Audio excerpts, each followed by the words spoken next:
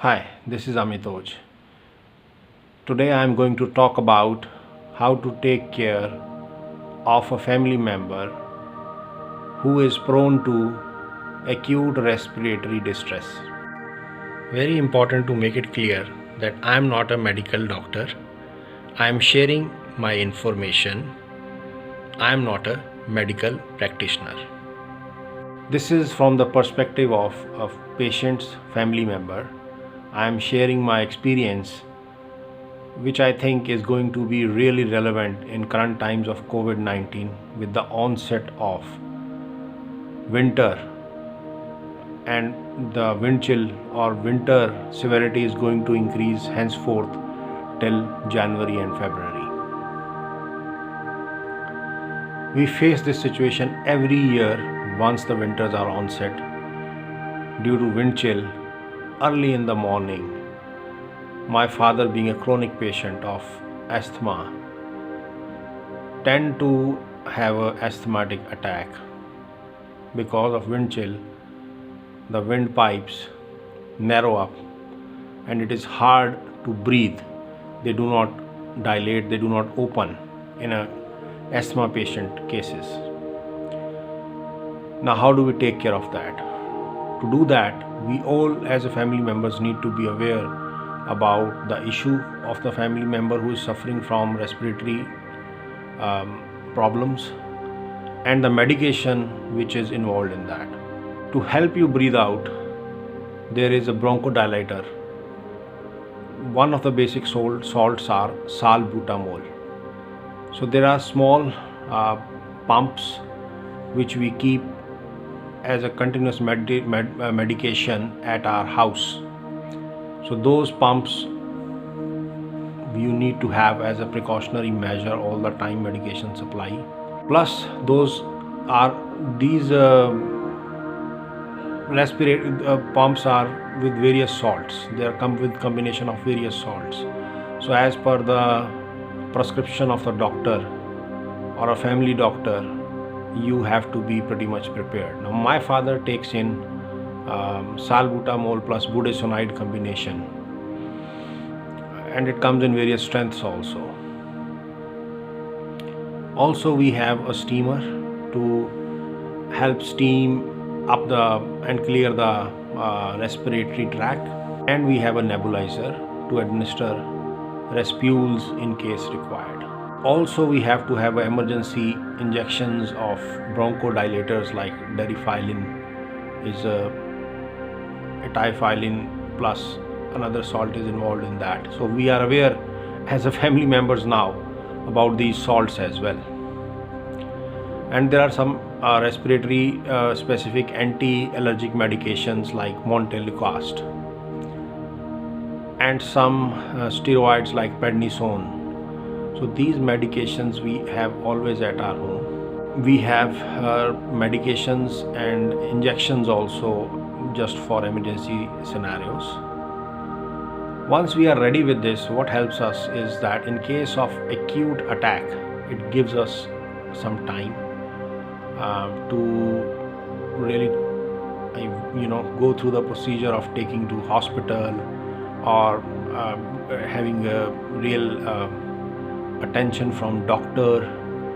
So to some extent we start administering these medications under guidance on phone with our family doctor, and that gives us some time to work around. Also we always have last year we had it oxygen cylinders, small 10-liter oxygen cylinders which basically deliver around 100 plus breaths. So typically you can estimate that every 3 seconds, like 3 2 1 1 2 3, so every 5 or 6 seconds you deliver a pump. So in case of acute distress, if you hold on for say on your handheld oxygen by having some mechanism, say tapping on the shoulder like this, 3 3 2 1 1 2 3 3 2 3 2 1, inhale, 1, 2, 3, 3, 2, inhale, 3, 2, 1, like that. 3-6-second gaps, and you have to make a patient aware that now you have to inhale the oxygen. And then you can pretty much put up a nebulizer with the respules, which are basically salbutamol, ipratropium. Respules are there available, and keep nebulizing the patient. So if you prolong this for almost around, say there are you take 3 seconds to give a 3 to 4 seconds, or 5 seconds to give a 1 pump of oxygen. So basically 60 seconds are there, so around 20 gasps, 15-20 gasps you will give. So this cylinder will last for around 5 minutes. If you have 4 of them, you would take care of around 15-20 minute episode. Last year we handled this episode, so pretty much you can handle for around 10 minutes and then expect all the medications to start working. So that's what happened in our case last year. So let me show you all that we have at our place at home. So that is pretty much good enough to sustain some kind of acute attack, and God forbidden it doesn't go beyond that. It would be really tough to handle if it goes beyond that, but this much will give you good enough bandwidth for somebody to visit your place in 15-20 minutes and deliver some intravenous injections, something like that, like Darifylin or some anti-allergic, strong anti-allergics, steroids like hydrocortisones.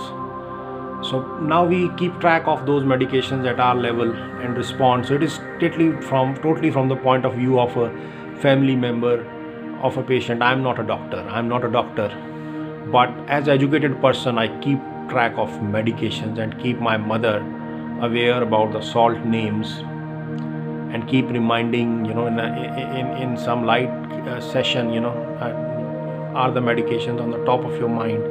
How do you deliver them, right? So it doesn't happen it gives certain indications, it starts building up. A person would start feeling, some respiratory issues with as increasing wind chill and winter, and with temperatures going down for a day or two, you would feel that cough and cough bouts increasing. So now that gives the indication that you can expect some acute episode to happen. So for that you should be ready with such a situation, right? So let's give it an end to the how the circumstances develop in this case, and let me show you some of the medications which are at my place. This is the steamer, this is nebulizer,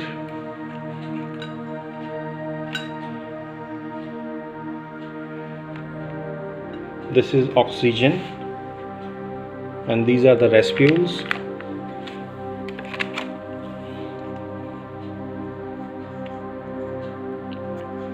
This is the pump, basic pump.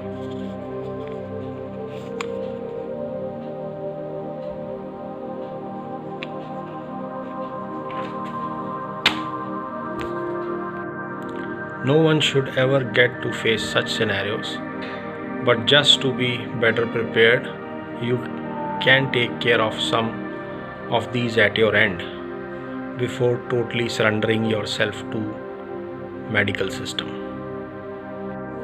There is an extension available to plug in nebulizer in your car as well.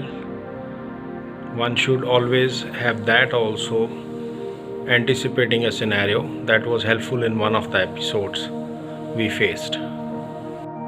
In case of acute respiratory distress attack, it is just a matter of a minute or two, even more so in old age. That is all for today. I hope it helps. Please like, share and subscribe my channel. Thank you.